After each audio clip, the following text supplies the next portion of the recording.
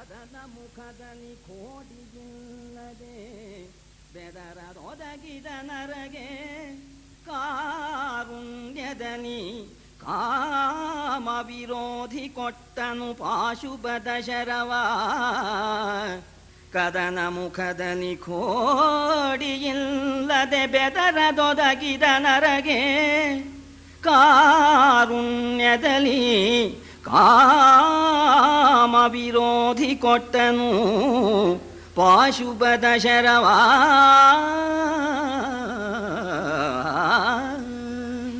ತಪಸ್ಸು ಮಾಡಿ ತಪಸ್ಸಿನಿಂದಲೂ ಕೂಡ ಪರಮೇಶ್ವರನನ್ನ ಅರ್ಜುನ ಮೆಚ್ಚಿಸಿದ್ದಾನೆ. ಆಮೇಲೆ ಕಿರಾತ ರೂಪಿನಿಂದ ಬಂದಿರ್ತಕ್ಕ ಆ ಪರಮೇಶ್ವರನಲ್ಲಿ ಸ್ವಲ್ಪವೂ ಕೂಡ ಬೆದರದೇನೆ ಯುದ್ಧ ಮಾಡಿ ಆ ಯುದ್ಧದಿಂದಲೂ ಕೂಡ ಪರಮೇಶ್ವರನನ್ನು ಮೆಚ್ಚಿಸಿದ್ದಾನೆ. ಪಾರ್ಥ ಇಂಥ ಅರ್ಜುನಿಗೆ ಪರಮೇಶ್ವರ ಅವನು ಬೇಡಿಕೊಳ್ತಕ್ಕಂಥ ಪಾಶುಪತಾಸ್ತ್ರವನ್ನ ಕರುಣಿಸ್ತಾನೆ ಅಂತ ಮೊದಲು ಪರೀಕ್ಷೆ ಮಾಡಬೇಕು ಅಂತನ್ನೋ ಉದ್ದೇಶದಿಂದ ಪರಮೇಶ್ವರ ಅರ್ಜುನನ ಬಾಣ ಒಂದು ತನ್ನ ಹತ್ರಕ್ಕೆ ಬರದಂತೇನೆ ನಿವಾರಣೆ ಮಾಡಿಕೊಂಡ. ಆದರೂ ಗೊತ್ತಾಗಲಿಲ್ಲ. ಮಹಾಸ್ತ್ರ ಪ್ರಯೋಗ ಮಾಡಿದ ಪಾರ್ಥ, ಅದನ್ನೆಲ್ಲ ನುಂಗಿದ, ಆಗಲೂ ಗೊತ್ತಾಗಲಿಲ್ಲ. ಗಾಂಡೀವನಿಂದ ಹೊಡೆದ, ಗಾಂಡೀವಲ್ಲಿ ಕಿತ್ಕೊಂಡ, ಆಮೇಲೆ ಕತ್ತಿ ಕಿತ್ಕೊಂಡ. ಇಷ್ಟಾದರೂ ಗೊತ್ತಾಗದೇನೆ ಮುಷ್ಟಿ ಯುದ್ಧ ಮಾಡಿ ನಿಂತ್ಕೊಂಡ್ಬಿಟ್ಟ. ಆಗಲೂ ಕೂಡ ಬೆದರಲಿಲ್ಲ. ಆಮೇಲೆ ಸ್ವಲ್ಪ ಮಟ್ಟಿಗೆ ಪರಮೇಶ್ವರ ಸ್ವಲ್ಪ ಮೆಟ್ಟೋಣ, ಆಗ ಅವನಿಗೆ ಮೂರ್ಛೆ ಬಂದ್ಬಿಡ್ತು. ಆಗ ಪರಮೇಶ್ವರ ಮರಿಗಿ ಬಿಟ್ಟು ಅವನಿಗೆ ಸರಿ ಎಚ್ಚರಿಕೆ ಬರೋ ಹಾಗೆ ಮಾಡ್ದ. ಆಗ ಅರ್ಜುನ ಬಹಳ ಪಶ್ಚಾತ್ತಾಪಪಟ್ಟು ಈ ಕಿರಾತನಿಂದ ನನಗೆ ಪರಾಭವವಾಯಿತು, ಪರಮೇಶ್ವರನನ್ನ ಮರೆ ಹೊಕ್ಕು ಈ ಕಿರಾತನ ಈ ಸೇಡನ್ನ ತೀರಿಸ್ಕೊಂಡ್ಬಿಡ್ತೇನೆ ಅಂತ ಹೇಳಿ ಸರಿ ಪರಮೇಶ್ವರನ ಕುರಿತು ಲಿಂಗಕ್ಕೆ ಪೂಜೆ ಮಾಡಿದ. ಆ ಹೂವೆಲ್ಲ ಕಿರಾತನ ಮೇಲೆ ಇತ್ತು. ಆಗ ಕಿರಾತನೇ ಪರಮೇಶ್ವರ ಅಂತ ಹೇಳಿ ತಿಳ್ಕೊಂಡು ಬಹಳ ಗಾಬರಿ ಆಯಿತು, ಭಯವೂ ಆಯಿತು. ಆಗ ನಿಂತಲ್ಲಿಯೇನೆ ಪರಮೇಶ್ವರನನ್ನ ಸ್ತೋತ್ರ ಮಾಡ್ತಾ ಎರಡು ತೋಳುಗಳನ್ನು ನೀಡಿಬಿಟ್ಟು ಬಿದ್ದುಬಿಟ್ಟಿದ್ದಾನೆ ಅರ್ಜುನ. ಆಗ ಪರಮೇಶ್ವರ ಸರಿ ಕೃಪೆಯಿಂದ ಬಂದು ಅರ್ಜುನನ್ನ ಎಬ್ಬಿಸಿಬಿಟ್ಟು ಅವನ ಮೈಯನ್ನೆಲ್ಲ ತಡವರಿಸಿಬಿಟ್ಟು, ನಿನ್ನ ತಪಸ್ಸಿಗೂ ಮತ್ತು ನಿನ್ನ ಈ ಧೈರ್ಯ ಪರಾಕ್ರಮಕ್ಕೂ ಕೂಡ ನಾನು ಮೆಚ್ಚಿದ್ದೇನೆ, ನಿನಗೇನು ಬರಬೇಕು ಕೇಳು ಅಂತ ಹೇಳಿಬಿಟ್ಟು ಈ ಹಿಂದೆ ಅವನ್ನೆಲ್ಲ ಕಿತ್ಕೊಂಡಿದ್ನಲ್ಲ ಆ ಬಾಣ ಬತ್ತಳಿಕೆ ಮತ್ತು ವಸ್ತ್ರಗಳು ಕತ್ತಿ ಎಲ್ಲವನ್ನು ಕೂಡ ವಾಪಸ್ ಕೊಟ್ಟ. ನಿನಗೇನು ಬೇಕು ಕೇಳು ಅಂತ ಹೇಳಿ ಪರಮೇಶ್ವರ ಹೇಳ್ತಾ ಇದ್ದಾನೆ. ಸಲಿಸುವೆನು ನೀ ಬೇಡಿದುದಾ ಮಗನೇ,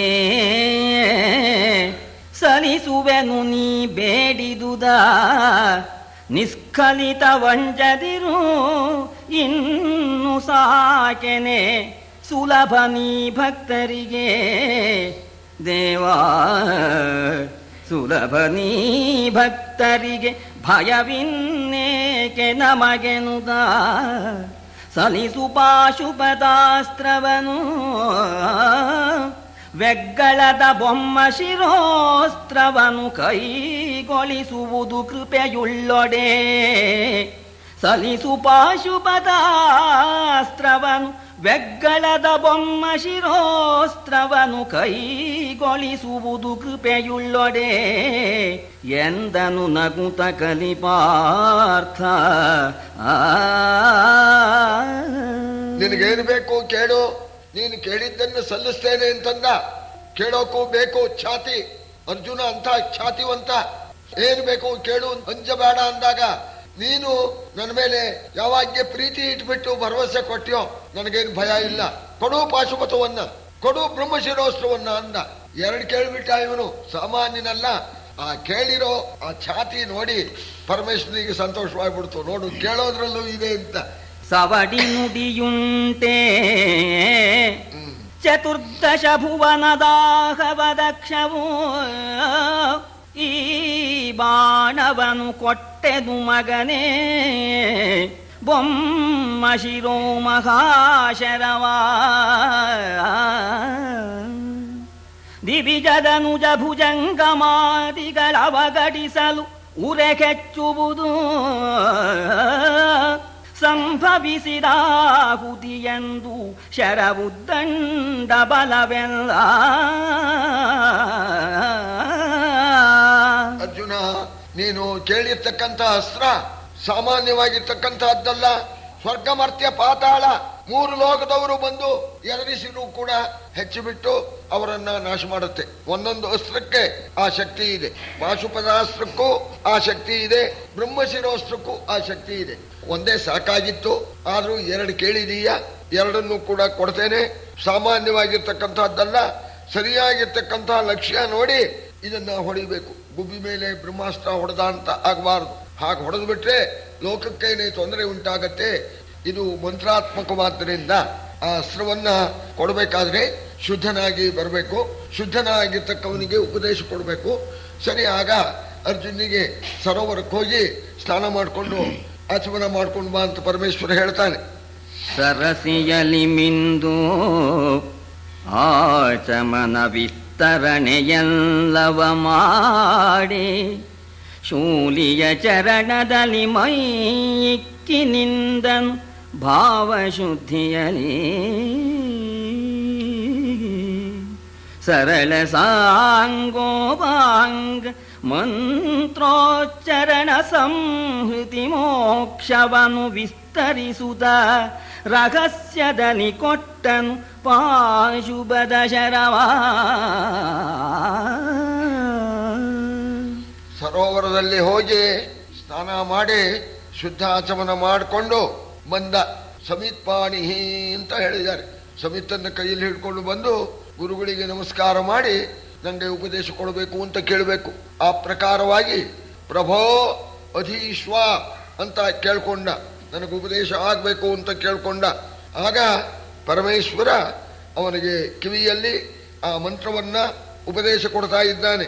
ಆ ಮಂತ್ರಕ್ಕೆ ನ್ಯಾಸಗಳು ಸಾಂಗ ಉಪಾಂಗ ಅಂಗನ್ಯಾಸ ಕರನ್ಯಾಸ ಧ್ಯಾನ ಶ್ಲೋಕ ಇದೆಲ್ಲ ಇದೆ.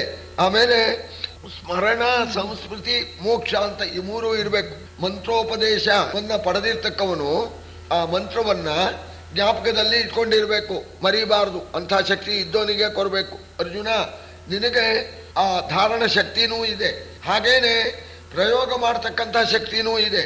ಅದನ್ನ ಪುನಃ ಉಪಸಂಹಾರ ಅಂತ ಅದನ್ನು ವಾಪಸ್ ತಗೋಬೇಕು, ಅಂಥ ಶಕ್ತಿಯೂ ಇದೆ, ಅಂಥವರಿಗೆ ಕೊಡಬೇಕು ಅಂತ ಹೇಳಿಬಿಟ್ಟು ಅದಕ್ಕೆ ಸಾಂಗೋಪಾಂಗವಾಗಿ ಎಲ್ಲ ಹೇಳಿ ಇದನ್ನು ಧಾರಣ ಮಾಡತಕ್ಕಂಥ ರೀತಿ ಹೀಗೆ, ಇದನ್ನು ಪ್ರಯೋಗ ಮಾಡತಕ್ಕಂಥ ರೀತಿ ಹೀಗೆ, ಇದನ್ನು ಪುನಃ ವಾಪಸ್ ತಗೊಳ್ತಕ್ಕಂಥ ರೀತಿ ಹೀಗೆ ಅಂತ ಹೇಳಿ ಅದರ ಎಲ್ಲ ವಿವರಗಳನ್ನು ಹೇಳಿಬಿಟ್ಟು ರಹಸ್ಯದಲ್ಲಿ ಪಾಶುಪತ ಶರದ ಮಂತ್ರವನ್ನು ಉಪದೇಶ ಕೊಟ್ಟ, ಹಾಗೂ ಬ್ರಹ್ಮಶಿರೋತ್ಸವದ ಉಪದೇಶವನ್ನು ಕೂಡ ಕೊಟ್ಟ ಅಂತ.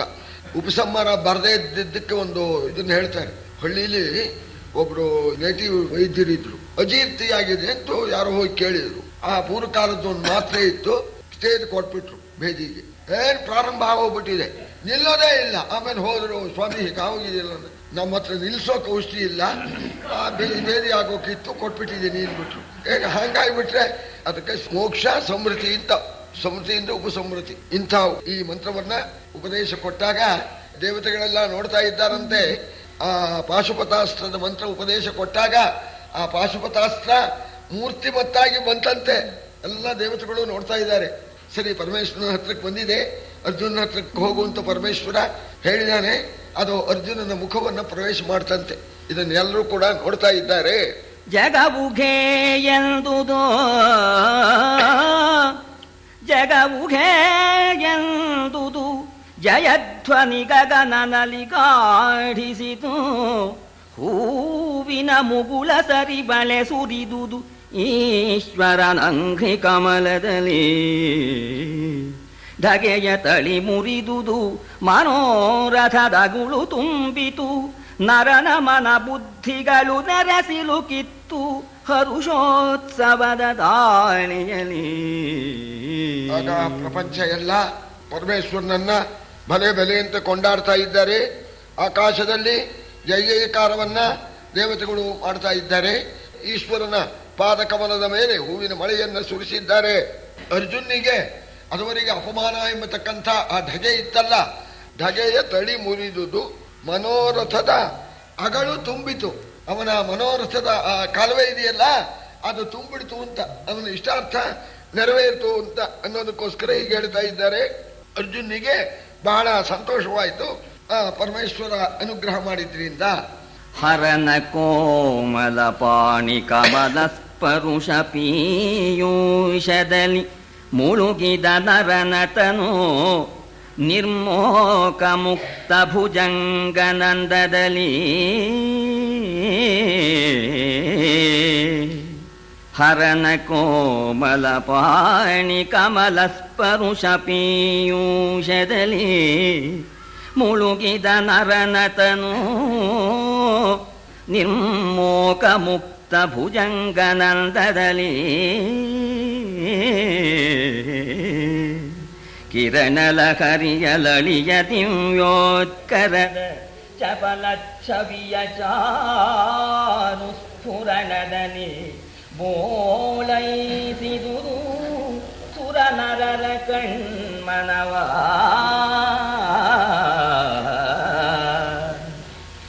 ಸಾಮಾನ್ಯವಾಗಿ ಈ ಬ್ರಹ್ಮೋಪದೇಶ ಅಂತ ನಮ್ಮ ಮಕ್ಕಳಿಗೆ ನಾವು ಮಾಡ್ತೇವಲ್ಲ, ಆ ಬ್ರಹ್ಮೋಪದೇಶ ಆದಾಗ ಕಾಂತಿ ಬರುತ್ತೆ ಆ ಹುಡುಗನಿಗೆ. ಇದು ನಮ್ಮ ಅನುಭವದಲ್ಲಿದೆ. ಇಲ್ಲಿ ಆ ಅರ್ಜುನನಿಗೆ ಏನು ಕಾಂತಿ ಬಂದಿರಬಹುದು ಅನ್ನೋದನ್ನ ಹೇಳ್ತಾ ಇದ್ದಾರೆ. ಸಾಕ್ಷಾತ್ ಪರಮೇಶ್ವರ ತನ್ನ ಕೋಮಲವಾದ ಆ ಕೈಯಿಂದ ಮೈಯನ್ನೆಲ್ಲ ತಡವರಿಸಿದ್ದಾನೆ. ಪರಮೇಶ್ವರನ ಅಮೃತ ಹಸ್ತ ಸ್ಪರ್ಶ ಅರ್ಜುನ ಮೈಗೆಲ್ಲ ನೋವಾಗಿದೆ ಅಂತ ತಡವರಿಸಿದ್ದಾನೆ. ಎರಡು ಮಹಾಮಂತ್ರ, ಒಂದು ಪಾಶುಪತಾಸ್ತ್ರ ಮಹಾಮಂತ್ರ, ಇನ್ನೊಂದು ಬ್ರಹ್ಮಶಿರೋಸ್ತ್ರ ಮಹಾಮಂತ್ರ, ಎರಡನ್ನ ಪರಮೇಶ್ವರ ಉಪದೇಶ ಕೊಟ್ಟಿದ್ದಾನೆ.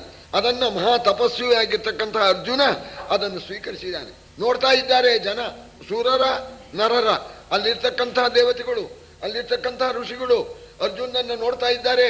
ಆ ತೇಜಸ್ಸು ಅರ್ಜುನಿಗೆ ಜಾಸ್ತಿ ಆಗಿಬಿಡ್ತಂತೆ, ಕಣ್ಣು ಕುಕ್ಕಿ ಬಿಡ್ತಂತೆ. ಸೂರ್ಯನ ಯಾವ ರೀತಿ ನೋಡೋಕ್ ಆಗೋದಿಲ್ವೋ ಈ ರೀತಿಯಾಗಿ ಎರಡು ಮಂತ್ರದ ಉಪದೇಶ ಆಗೋಣ. ಅರ್ಜುನಲ್ಲಿ ಹೊಸ ಕಳೆ ಬಂದ್ಬಿಡ್ತು. ನಿರ್ಮೋಕ ಮುಕ್ತ ಭುಜಂಗ ದಂಡದಲ್ಲಿ ಪೊರೆ ಕಳಿಸಿರ್ತಕ್ಕಂಥ ಹಾವಿನಂತೇನೆ ಆ ಶರೀರದಲ್ಲಿ ದಿವ್ಯ ಕಾಂತಿ ಜಗಜಿಗಿಸ್ತಾ ಇದೆ. ನೋಡೋಕ್ಕಾಗ್ಲಿಲ್ವಂತೆ ಸಕರರ ನರರ ಸೂರರ ಕಣ್ಣುಗಳನ್ನೆಲ್ಲ ಕುಕ್ಕಿ ಬಿಡ್ತು. ಮುನೀಶ್ವರ ವೇದ ಮಂತ್ರೋಚ್ಚರಣ ನಾದದ ಗರುಡ ಗಂಧರ್ವರ ಮಹಾಸ್ತುತಿರವದ ತುಂಬುರು ನಾರದ ಹದಿಗಳ ವರರಸಾನ್ವಿತ ಗೀತದ ಊರ್ವಶಿಯರ ಸುನೃತ್ಯದ ದಿವ್ಯವಾದ್ಯದ ಕರಣ ಕರುಣಾಂಬುಧಿಯ ಲೋಲಾಡಿದನು ಕಲಿಪಾರ್ಥ. ಆ ಕಾಲಕ್ಕೆ ಎಲ್ಲ ಸೇವೆ ಮಾಡಿದ್ರು ಅಂತ ಭಗವಂತನು ಒಂದು ಉತ್ಸವ ಹೊರಟಾಗಿ ಸೇವೆ ಮಾಡೋದಿಲ್ವೇ? ಸುರಮುನೀಶರ ವೇದ ಮಂತ್ರೋಚ್ಚರಣ. ಆ ಸುರ ಋಷಿಗಳು, ದೇವ ಋಷಿಗಳು ವೇದ ಮಂತ್ರಗಳನ್ನ ಹೇಳ್ತಾ ಇದ್ದಾರೆ. ನಾರದಾದಿಗಳು ಸ್ತೋತ್ರ ಮಾಡ್ತಾ ಇದ್ದಾರೆ. ಗಂಧರ್ವರು ಗಾನ ಮಾಡ್ತಾ ಇದ್ದಾರೆ. ಅಪ್ಸರ ಸ್ತ್ರೀಯರು ನರ್ತನ ಮಾಡ್ತಾ ಇದ್ದಾರೆ. ಇಂಥ ವೈಭವದಲ್ಲಿ ಆ ಪರಮೇಶ್ವರನ ಕರುಣಾ ಸಮುದ್ರದಲ್ಲಿ ಮುಳುಗಾಡಿ ಬಿಟ್ಟ ಅರ್ಜುನ. ಧರೆಗೆ ಸೇವ ಧರ್ಮಾರ್ಥ ಕಾಮೋತ್ಕರವನು ಅನುಪಮ ಮೋಕ್ಷ ಪದವನು ಸುರದೊಳಗಿತರ ಗೆಲುವ ಶೌರ್ಯೋನ್ನತಿಯ ಸಾಗಸವ ಕರುಣಿಸಿದನು. ಧುರದೊಳಗಿತರ ಗೆಲುವ ಶೌರ್ಯೋನ್ನತಿಯ ಸಾಗಸವ ಕರುಣಿಸಿದನು. ಅಪ್ಪಿದನು ಕರೆದನು ಗಿರಿತನುಜೇ ನೀನುದ್ಧರಿಪುದೀ ಪರಮ ಭಕ್ತನನು. ಗಿರಿತನುಜೇ ನೀನುದ್ಧರಿಪುದು ಈ ಪರಮ ಭಕ್ತನನು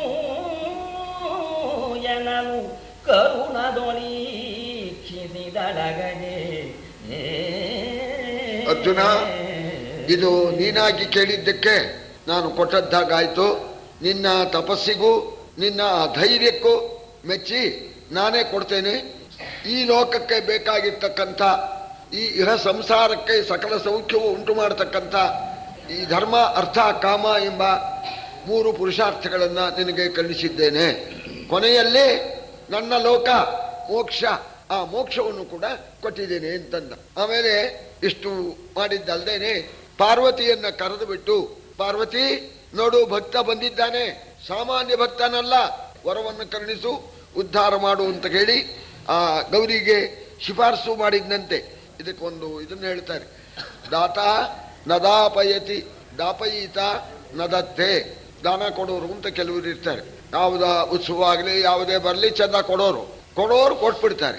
ದಾತ ನದಾಪಯತಿ. ಆ ಕೊಡೋರ ಹತ್ರ ಸ್ವಾಮಿ ನೀವು ಕೊಟ್ಟಿದ್ದೀರಲ್ಲ, ನಿಮ್ಮ ನೆರಮನೆ ರಾಯರಿಗೂ ಸ್ವಲ್ಪ ಹೇಳಿ, ಅವರಿಗೂ ಹೇಳಿ, ಅವ್ರ ಹೆಸರು ಕೊಡಿಸಿ ಇದ್ರೆ ಹೋಗ್ರಿ, ಕೊಟ್ಟಿದ್ದು ತಗೊಂಡು ಹೋಗೋದು ಬಿಟ್ಟು ಕೊಡಿಸ್ಬೇಕಂತೆ. ಅವ್ರು ಕೊಡಿಸೋರಲ್ಲ, ಕೆಲವರು ಕೊಡಿಸೋರು ಅಂತ ಇರ್ತಾರೆ. ದಾತ ನದಾಪಯತಿ, ದಾಪಯಿತ ನದತ್ತೆ. ಕೆಲವರು ಕೊಡಿಸೋರೆ.